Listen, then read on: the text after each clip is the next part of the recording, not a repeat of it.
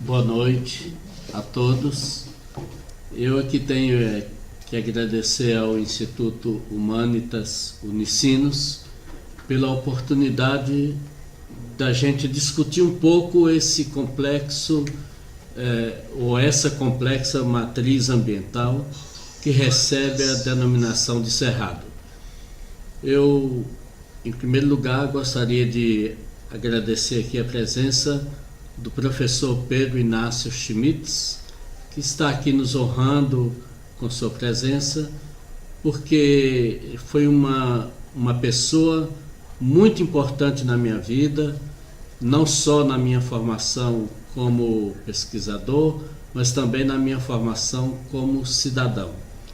Além do mais, existe uma frase famosa entre os pesquisadores brasileiros, aliás, que nesse momento está soltando uma nota da Academia Brasileira de Ciências, juntamente com a Sociedade Brasileira para o Progresso da Ciência, que foi fundada pelo professor Absaber, que faleceu há 2 anos atrás. Essa nota sai em defesa do Cerrado. Eu fiz até um comentário sobre ela, e o professor Absaber, que foi fundador da SBPC, sempre dizia nas aberturas das suas palestras que o Padre Schmitz é considerada a maior cabeça da antropologia brasileira. Na realidade, ele nunca mentiu. A maioria dos antropólogos do Brasil aprendeu com ele.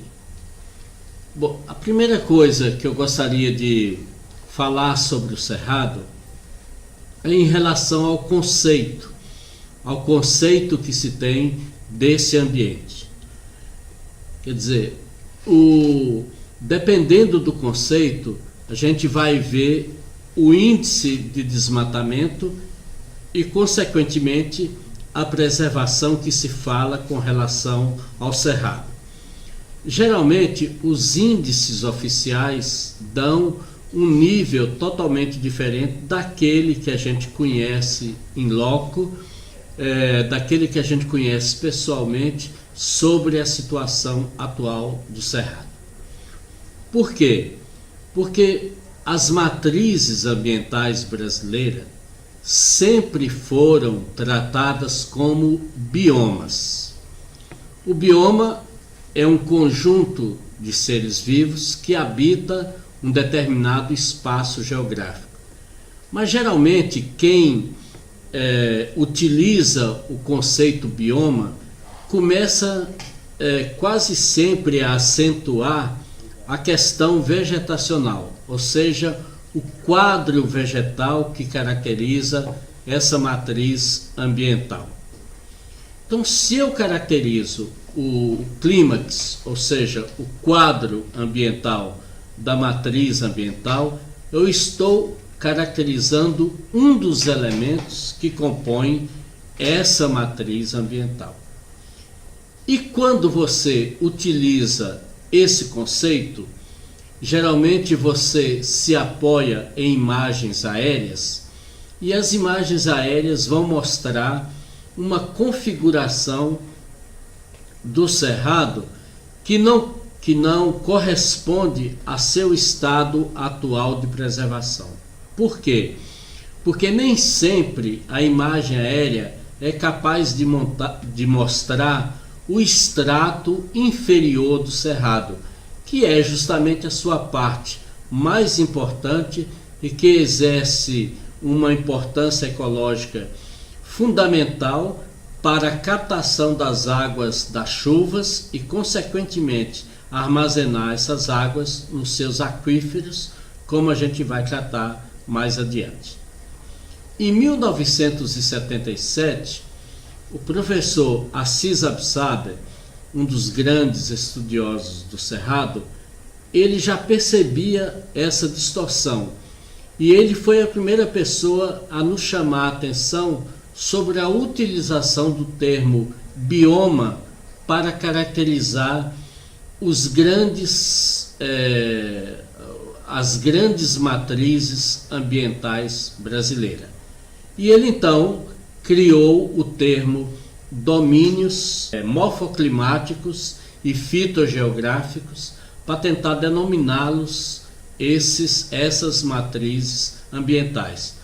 Aí ele já acrescentou a questão do domínio, que é uma subdivisão da biogeografia, aliás, a última subdivisão da biogeografia, que já é uma divisão da região, e consequentemente ele já começa a acrescentar também a questão da geomorfologia, que consequentemente vai influenciar nos regimes climáticos e que vai influenciar em outros fatores que irão atuar sobre as matrizes ambientais.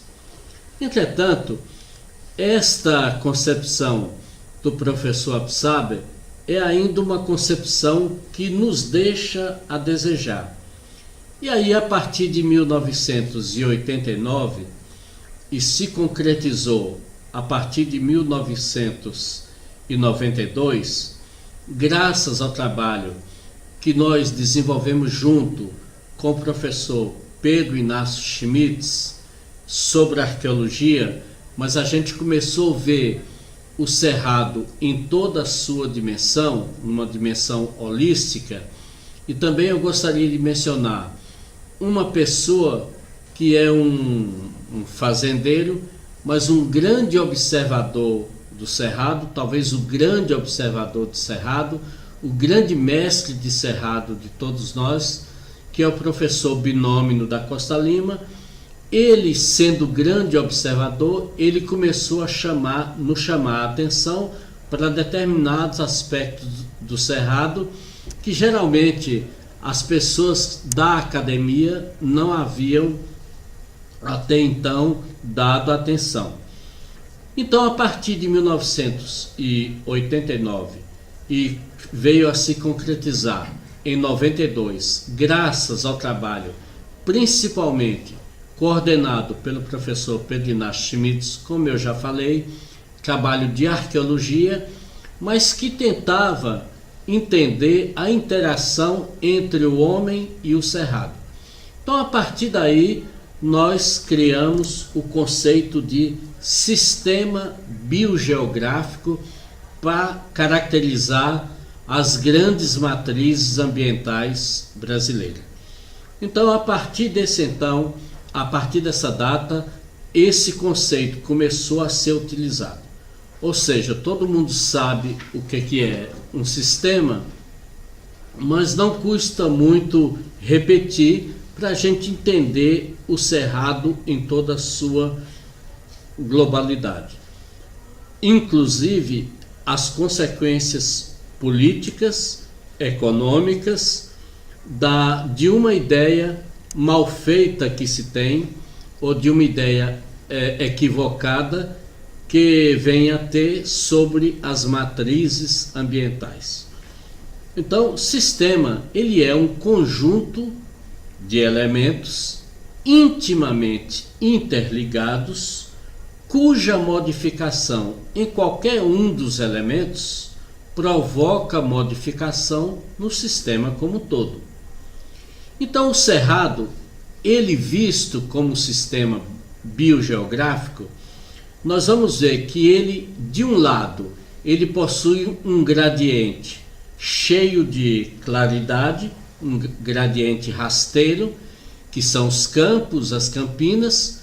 Por outro lado, ele tem um gradiente sombreado, umbrófilo, coberto de matas, que geralmente ocupam as partes aonde o solo tem boa fertilidade natural. É bom salientar que as matas nossas que ocorrem no cerrado são manchas pequenas associadas a solos, como eu disse, de alta fertilidade natural, e diferente totalmente da mata amazônica, que é úmida, e da mata atlântica, que é superúmida. As nossas matas são subúmidas, convivem com uma estação seca e uma estação chuvosa, mais ou menos durante metade do ano seco e metade do ano chuvosa. Então, são matas totalmente que tem um conceito evolutivo totalmente diferente da mata amazônica e da mata atlântica.